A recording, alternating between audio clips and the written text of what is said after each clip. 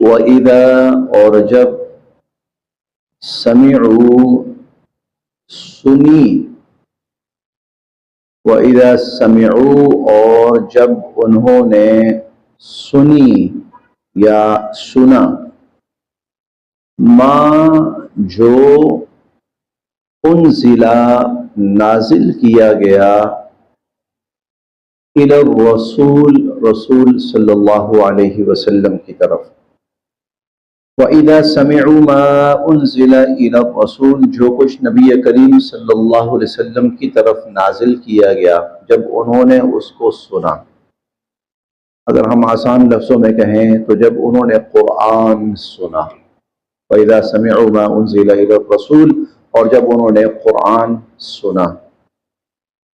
تَرَى تو آپ نے دیکھا اور آپ دیکھتے ہیں کہ اعینہم اعین عین کی جمع ہے عین آنکھ کو کہتے ہیں ان کی آنکھیں تفیض بہہ رہی تھیں تفیض بہہ رہی تھیں من الدمع دم آنسو تو ان کی آنکھیں آنسوؤں سے بہہ رہی تھیں.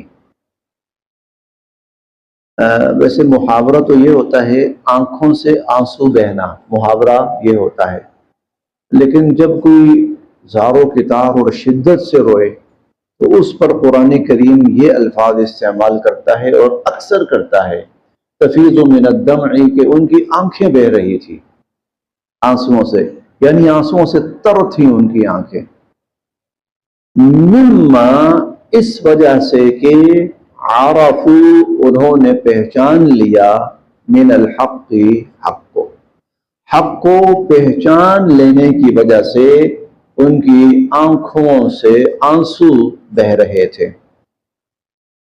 یقولون اور وہ کہنے لگے ربنا اے ہمارے رب آمنا ہم ایمان لائے اے ہمارے رب ہم ایمان لائے فاکتبنا ہمیں آپ لکھ لیجئے مع ساتھ الشاہدین گواہی دینے والے آپ ہمیں گواہی دینے والوں کے ساتھ لکھ لیجئے آپ ہمیں گواہی دینے والوں میں شامل فرما لیجئے.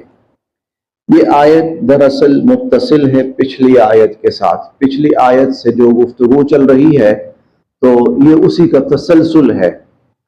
پچھلی آیت کا ایک دو جملے یہ بھی تھے کہ لَتَجِدَنَّ أَشَدَّ النَّاسِ عَدَاوَةً لِلَّذِينَ آمَنُوا الْيَهُودَ وَالَّذِينَ أَشْرَكُوا وَلَتَجِدَنَّ أَقْرَبَهُمْ مَوَدَّةً لِلَّذِينَ آمَنُوا الَّذِينَ قَالُوا إِنَّا نَصَارَى کہ مشرکین کی نسبت اور یہود کی نسبت جو اہل کتاب میں سے نصارہ ہیں عیسائی ہیں وہ مسلمانوں کے بہت قریب ہیں وہ مسلمانوں کے قریب تر ہیں.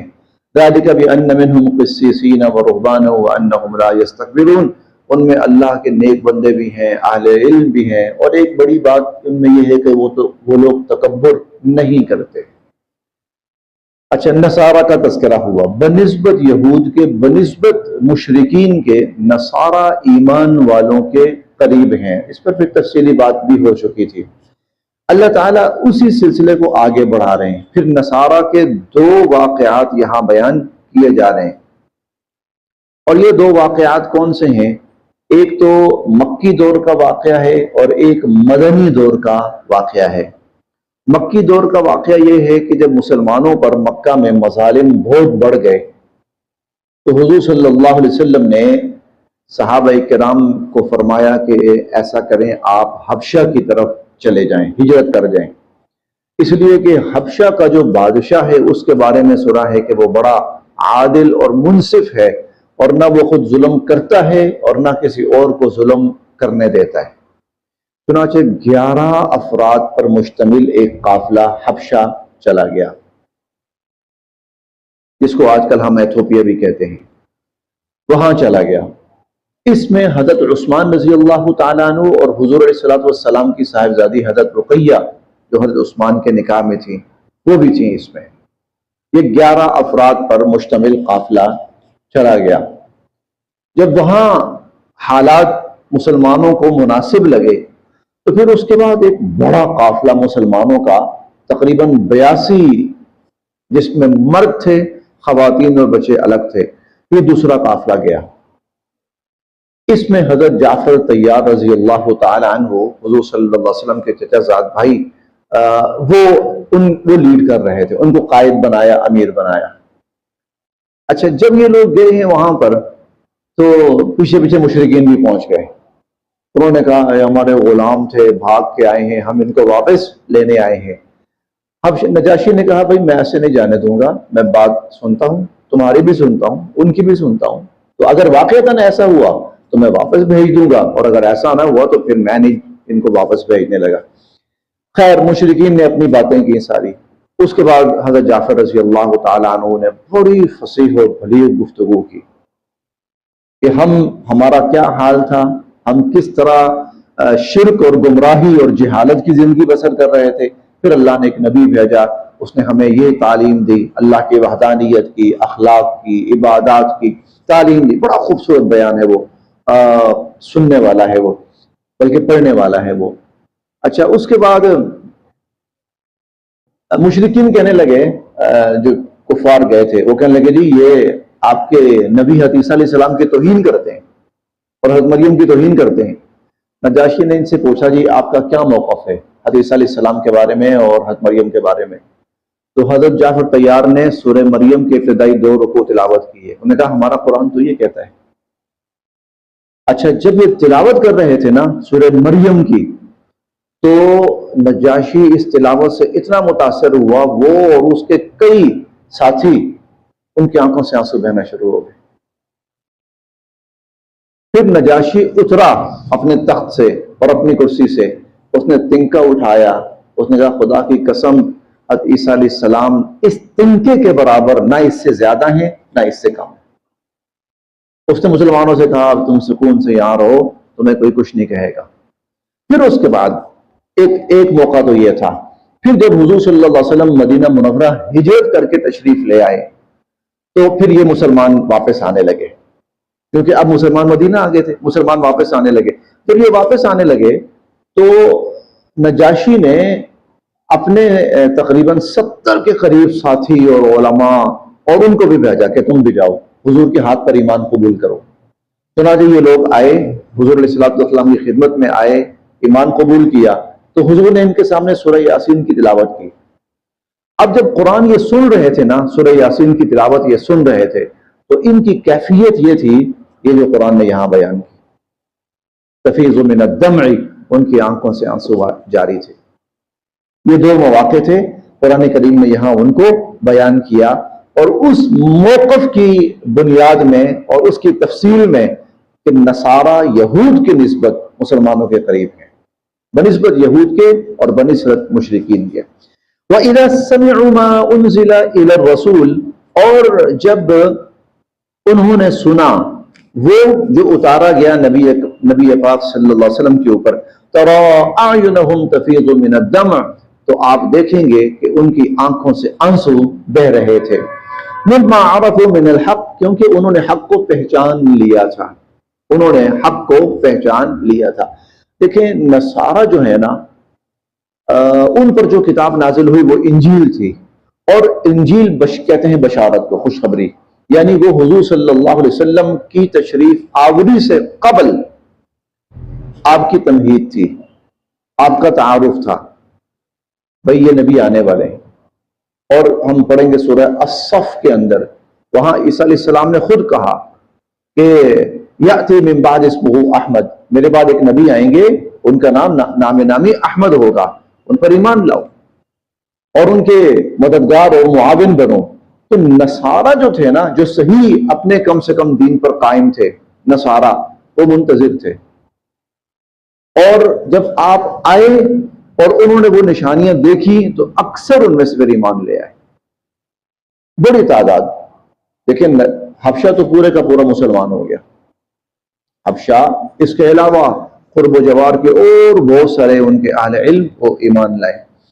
یقولون، اور وہ کہنے لگے، ربنا، اے ہمارے رب، آمنا، ہم ایمان لائے، فاکتبنا، ہمیں لکھ لیجئے، ہمیں شامل کر لیجئے مع الشاہدین، گواہی دینے والوں کے ساتھ۔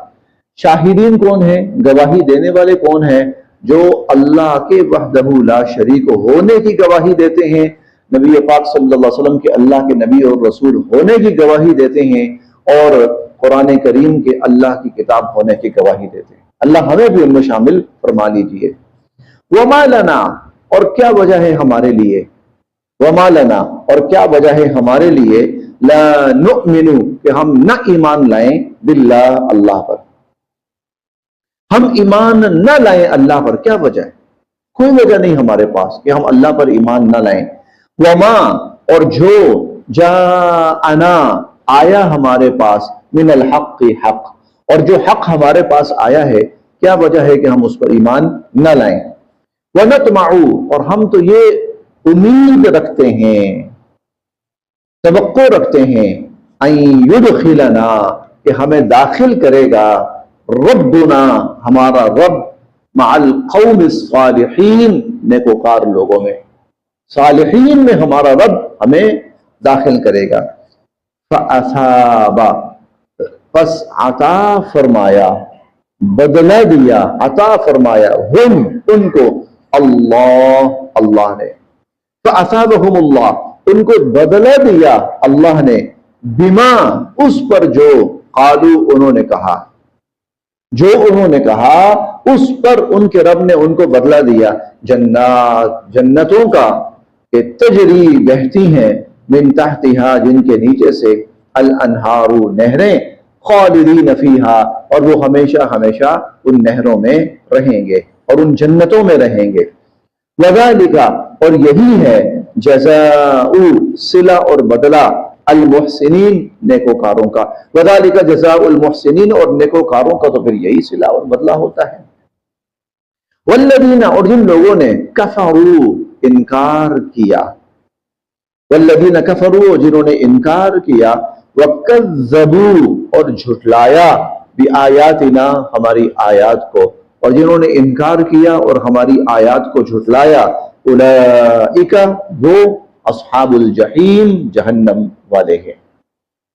یا ایہا الذین آمنوا، اے ایمان والو، لا تحرموا، نہ حرام قرار دو، لا تحرموا، نہ حرام قرار دو، طیبات، ان پاکیزہ چیزوں کو، طیبات، ان پاکیزہ چیزوں کو، ما، جو، احل، حلال قرار دی ہیں، اللہ، اللہ نے، لکم، تمہارے لیے، لا تحرموا طیبات ما احل اللہ لکم، جو پاکیزہ چیزیں اللہ نے تمہارے لیے حلال قرار دی ہیں ان کو حرام قرار نہ دو، ولا تعتدوا، اور حد سے تجاوز نہ کرو، ان، بے شک، اللہ، اللہ، لا يحب، نہیں پسند فرماتے، المعتدین، حد سے تجاوز کرنے والوں کو۔